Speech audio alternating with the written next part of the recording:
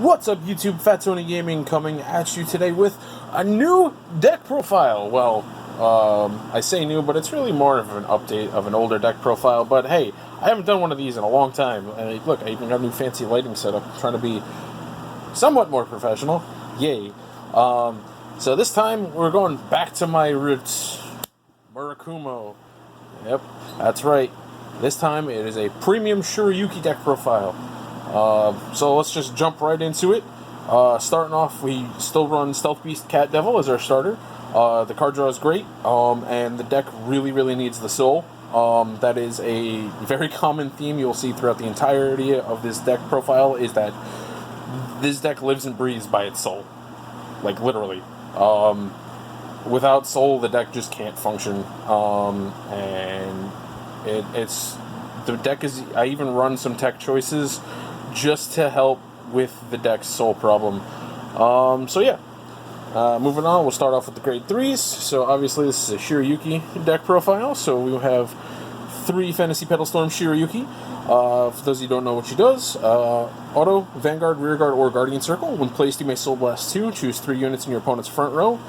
They get power minus 5,000 until end of turn, and if this unit is placed on Vanguard or Guardian Circle, they get minus 10,000 instead of 5,000. So this means you get to make your opponent's Vanguard very tiny, which is great. It also basically mitigates a damage trigger if you're going into a rush turn. So that's really good for the deck. It's something that, like, basically any aggro deck wants. And then her second skill, which almost never comes up because she's almost always going to be the heart card. Auto Vanguard Circle, when its attack doesn't hit, return a Fantasy Petal Storm Shirayuki from your drop to your hand, so you can get copies back.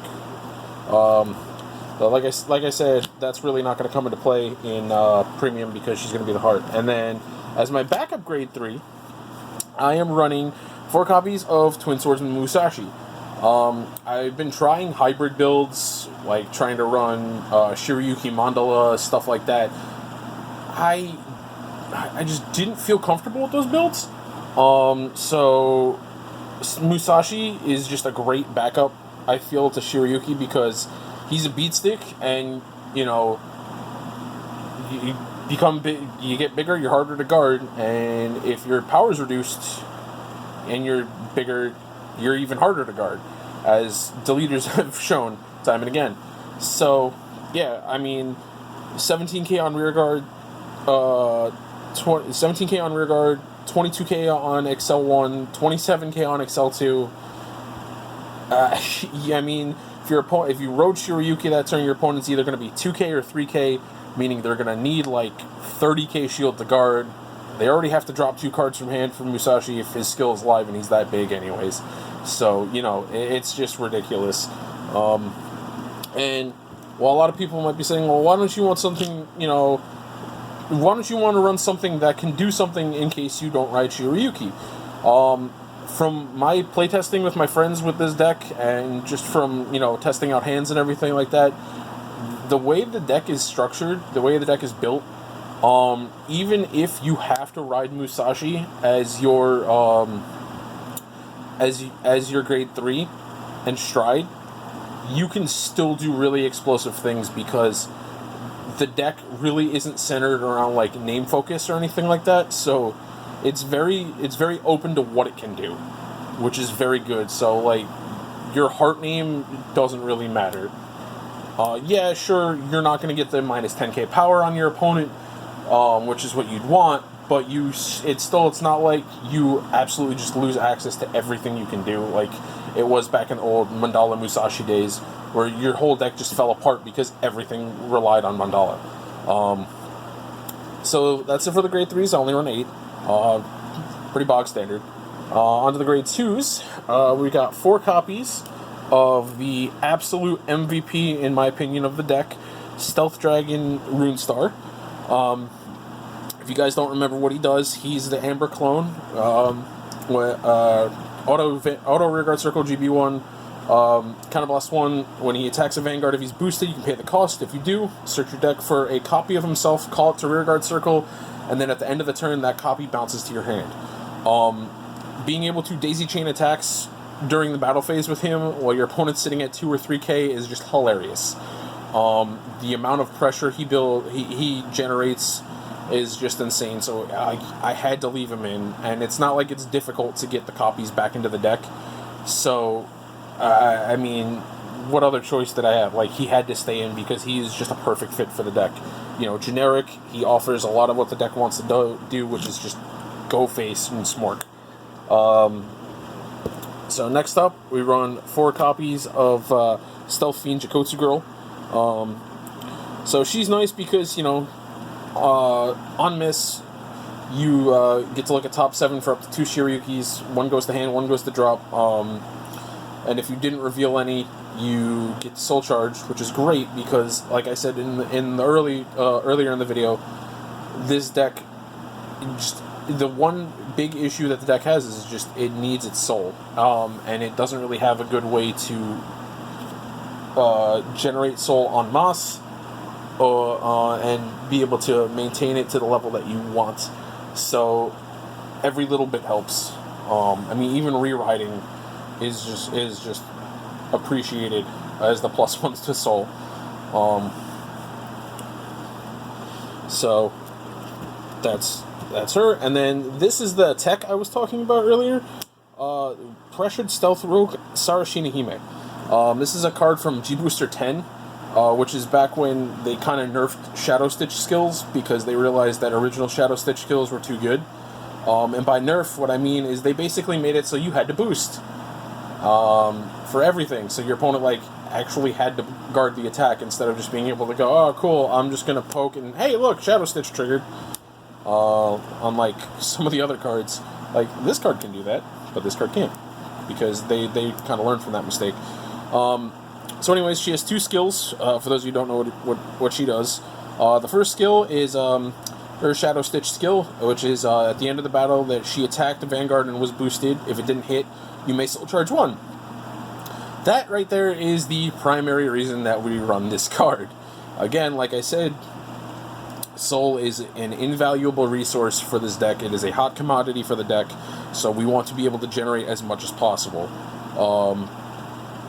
So being able to both pressure the opponent into either having to eat a damage or let us have more resources to do more things to pressure them even more.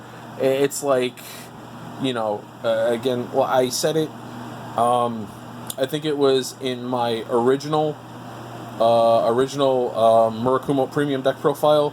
Shadow Stitch is one of those things that causes like a guarding paradox, because it's like, if I take the attack, I'm that much closer to dead, but if I block the attack, my opponent just gained resources to pressure me even more. So it's like, is it even worth blocking? And then her second skill, which is a Generation Break 1 skill, when she's placed on Rearguard Circle, choose one of your other standing units, and you may have it lose 5,000 power until end of turn, and if you do, she gains 5,000 power until end of turn. So, like, say you have something sitting on an Excel circle, you can call her out, you can minus that unit to give her a little buff, so she becomes a 13k, which means she hits 4 spaces, which is good. She's going to hit magic numbers, even if they're minused by Shirayuki, because, you know, a 13k swinging at a 3k is 15k to guard, unboosted, which typically you don't want to do with this card because you want the soul, but that's neither here nor there. But being able to hit 4 spaces is nice. And again, this is one of those decks that you can kind of afford to do that because of Shirayuki being able to neg your opponent's power. So that's really nice as well. It is unfortunate that it's a Generation Break 1 skill, but you know, like I said, her main skill is not GB1, so that's the relevant part, and it's very important. It is unfortunate, though, that it is a Rearguard Circle only skill. I wish it was both Vanguard Rearguard. So onto the grade 1s, we have Rainy Madame. So again, like, if we end up milling a Shirayuki off of Jakutsu Girl, Rainy Madame is great to get it back. Or if we ended up soul blasting it or healing it off or whatever. And sometimes I'll just proc her skill to just gain the 1 card in soul, because that's just how valuable your soul is in this deck. I should probably go over the skill. So for those who don't know what she does, it's auto on rearguard circle. When any of your units' attacks doesn't hit, you can put her into soul to return a Fantasy Petal Storm Shirayuki from your drop zone to your hand. So with Vanguard, of course, do as much as you can. You can pay the cost even if you can't resolve the skill because, you're just wasting resources at that point, or wasting resources. A lot of the times you're calling her off of a skill, or you're calling her after you've added her to hand through other skills and stuff. So it's really not that big of a waste. Next up, my grade 1 lineup, we're still rocking 4 of my boy Stealth Dragon Onibayashi. This card just got so much better because the deck basically runs nothing but Shadow Stitch units in the G zone. So for those of you who don't remember his skill, it was a auto GB1 Shadow Stitch skill on rearguard that said when your unit's attack doesn't hit, he gets a red text skill which says auto rearguard circle, put this unit into your soul. When your unit's attack hits a Vanguard, if you have a Vanguard with the Shadow Stitch ability or a Vanguard with the Yasuo in its card name, you can pay the cost, and if you do, draw a card and soul charge, or counter charge 1. So he builds a soul, he gets us back Counterblast, which luckily this deck isn't really Counterblast heavy. The only big Counterblaster in the deck is Runestar, so that's not that huge of a deal. But being able to replace himself and replace himself as a card and build you soul is really important. And that clause needing a Shadow Stitch or Yasui Vanguard is really useful. Because with the new Stride from Premium Collection, he has Shadow Stitch. Even though it's not an ability on Vanguard Circle, he still has Shadow Stitch, so he still allows you to proc this skill. And he's also generally your first Stride. So next up we have 3 copies of Stealth Rogue of Concealment Tumbo. Again, another really good Shadow Stitch card. Lets you put your recycle your pieces back into your deck if need be. He gets bigger, making him harder to hit, making him harder to block. Honestly, though, I've actually found through a lot of my gameplay recently, he hasn't really put in that much work anymore. And I'm not really sure what I would replace him with. Honestly, I've mulled around a couple ideas. I've contemplated adding in V-Era Sukarok instead because, like I said, the deck really isn't that Counterblast heavy, and so Sukarok being able to generate extra attacks would be really nice. And then also possibly Hanoi, because there are a lot of multi-attack decks in the format. Again, you don't Counterblast that much, and you can afford to pay the Counterblast, so unless you're going with a big Runestar Wombo combo, which then you can't really afford to pay the Counterblast, but that's kind of neither here nor there. Runestar, there's really only 2 big multi-attack combos in the deck, and that's one's with Runestar and one's with the Premium Collection Stride Shirayuki Victor, which we'll get to once we get to the G-Zone. But, as a good tech option, you could run Hanali, or if you want to go more aggressive, Sukarok is not a bad option.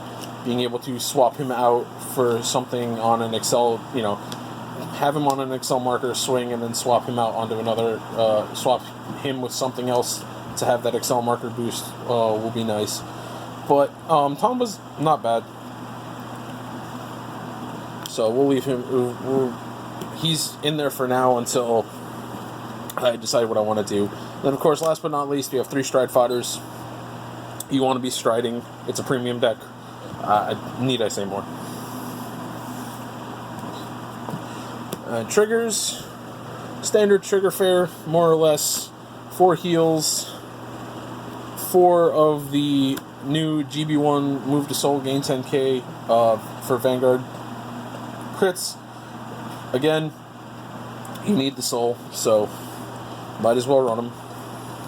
It's not like you're hurting yourself by running them. Then 4 more vanilla Vieira crits. We run 8 crit because we don't really need fronts to mitigate damage triggers anymore because of Shirayuki. So I like to go with the mix up with the 2 and 2, make my opponent think I'm running more crits than I actually am. Give them that mind game. But that typically will change once they see me hit a draw trigger. So, and then 4 draw PGs, you know, frees up grade 1 space. You know, card advantage is always nice to be able to continually apply pressure on your turns. And it's just basically stable at this point. Now onto the G-Zone. So starting off, we have 2 Ambush Demon Stealth Dragon Shirayuki Victor. This is the guy that came out in Premium Collection. So he has 2 skills, and in my personal opinion, I feel like this card is very underrated. I feel like a lot of people kind of like glanced over him for Murakumo. So he has a skill. He has a skill on Vanguard, and then he has a skill while face up in G Zone. So his Vanguard Circle skill is Soulblast 1 and turn a card from your G Zone face up. Then you reveal 7 cards from the top of your deck, and then you can add 2 of the revealed cards whose names are the same as a unit either on your rearguard circle or in your drop zone, and then add them to your hand, and then you shuffle your deck. So he is essentially a Soulblast 1 for a potential +2, which is really nice. He's great against control matchups, because, you know, if they're gonna blow up your stuff, it's great to have backup to be able to refill those slots. Being able to thin your deck of non-triggers is also great. You know, being able to get stride fodders, you know, any of your necessary combo pieces is just really good. And then his second skill is where I think he really shines. His second skill is Shadow Stitch Auto G Zone. When your rearguard attacks a Vanguard and does not hit, if this card is face up, costs Soulblast 1, call this card to rearguard circle. It doesn't say open, it just says rearguard circle. So if I swing and miss and I have this face up in G Zone, cool, Soulblast 1, call it to rearguard circle, attack. Hey look, if I have another one face up, attack didn't hit, cool, Soulblast, call it over the Shirayuki Victor that's on rearguard circle. Guess what? That now moves back to my G-Zone face up. This can be repeated basically as long as you have Soul. This can also be done with Rune Star, because you can use, like, say you have a Rune Star with a booster. Let's just throw out Onibayashi as an example. So, like, you have a Rune Star with a booster, and then you have a Shirayuki Victor. You swing with Shirayuki Victor, and then you swing with the Rune Star, use the Rune Star skill to call over the Shirayuki Victor on, like, say, the Excel Circle. And if that attack doesn't hit, you can just Soulblast to call the Shirayuki Victor somewhere else. So you just generated 2 extra attacks with 1 attack. Yeah. And honestly, that's the kind of stuff, the kind of aggression that this deck can generate now, which is why I feel a lot of people are kind of sleeping on Shirayuki Victor. So I run 2 of him. Generally you don't stride into him more than once, but you want to flip a copy with him so you have immediate access to be able to call him out. And again, you see how many different Soulblast skills there are. Shirayuki Soulblast 2, this is Soulblast 1. Then our next stride, which is Dharmaditi of the 5 Precepts Yasui Genma, he's Soulblast 1. So yeah, 4 copies of Yasui Genma. He's really no longer in here for his superior call skill, because Shirayuki Victor does a better job being able to Soulblast 1 and get 2 cards instead of being able to Soulblast 1 and get a card on field that bounces to your hand. So it is a +1. It's more for the Shadow Stitch, because if you go, alright, cool, my opponent's at 5, ride Shirayuki, stride into this, swing, oh, if I have a bunch of dudes, the attack didn't hit, cool. Should also be noted, the way timings work, like, say I swing, miss, never mind, I can't read. But anyways, so, yeah, ignore that tangent I was about to go into. I totally just forgot that Shirayuki Victor's skill says rearguard, not unit. Oh lord, if that said unit. But anyways, like, say you go, alright, my opponent's 2k, ride Shirayuki, neg them, swing with this. Oh, the attack misses. Cool. If I have a bunch of dudes, they all just got 5k in a crit. Guess what? You're gonna die. Alright, so that's those. And then I'm running 4 copies of Rogue Deity of the Third Realm Yasui Goma. I am actually thinking about taking out 2 copies and putting in 2 copies of Yasui Tenma, I think, the one that's gives your unit Shadow Stitch, Counterblast 1, call a copy from the deck. That one, because, you know, that just makes it even worse if you go, alright, ride Shirayuki, neg you by 5, or neg you by 10, go into that, proceed to bum rush you. And then plus you can also use Shibaraku Victors on top of that, because you can call over the Shibarakus, and then if the attack didn't miss, you can call the other rearguard circles. And if you have if you have a what the hell's his face? If you have a Tanba out, then you can get a bunch of other stuff going with that. So plus, again, it's another Yasui name, so triggers Onibayashi. But I didn't even go over why he's running the deck. He's running here for basically free bodies. So, you know, his skill is flip a copy of himself and then call up to 2 Yasui G units to rearguard circle. So, being able to get 2 15k beat sticks on a turn when your opponent's like -10, I mean, it's pretty good. Not gonna lie. So, and then the Shadow Stitch filtering is nice, but you really don't need it that much. I run one of the original Shibaraku Buster. Don't really go into him that much anymore, because the other stuff is just like way better in my opinion. But he is there just in case. But this Soulblast 2 is really a hindrance. If I ever get a Gilgal, he's probably going to get replaced with Gilgal. Well, I am going to get a Gilgal, so basically this becomes Gilgal. Just yeah. Then G-Guards are basically the same. 2 of the Flip G-Guard, 2 Hogan Wing, and then 1 of Shishizuki. This is literally just flip fodder. This card is garbage. You will never ever use it. This is the best G-Guardian the deck has to offer. And then Hogan Wing is Hogan Wing. Hogan Wing's great if you have a Jakotsu, or not Jakotsu girl, Rainy Madam on rearguard circle, because, hey, this is a 25k G-Guard. Yeah. And you get to shove a normal unit on the bottom of your deck, so, you know, you're pushing yourself that much closer to triggers. So yeah, guys, that is my updated Shirayuki Murakumo Premium deck profile. Let me know what you guys think. Any suggestions you might have. Which actually, before I close out, you guys probably might be wondering, why am I not running any of the Shirayuki strides? So for one, in my testing, I found myself almost never going into Ice Petal Shirayuki. The extra, like, -5k is nice and everything, but I'd rather be able to build up my advantage to be able to just pressure my opponent rather than give them the negative power. And then the Fighters Collection Shirayuki Stride, I just don't own. I'm not going to pay out the wazoo for a card that's actual hot garbage in the deck. Like, you literally wouldn't even run it. Because Genma just does its job, but better. And Shibaraku Victor also does its job, but better, because it gives you 2 free cards instead of 1 free card.